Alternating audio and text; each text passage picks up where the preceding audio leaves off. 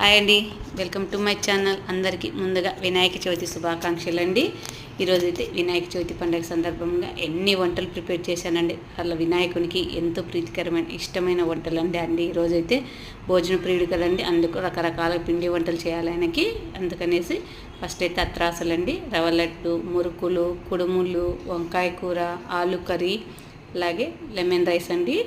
బజ్జీలు 2 రకాలండి, చిన్ని బజ్జీ, పెద్ద మిరపకాయ బజ్జీ అండి. అలాగే పెరుగు, అరటాకులు అండి భోజనానికి, వైట్ రైస్, అలాగే ఇది వచ్చేసి భక్ష్యాల చారు అండి. చాలా ఫేవరెట్, మా ఇంట్లో అయితే అందరికీ చాలా నచ్చుతుంది.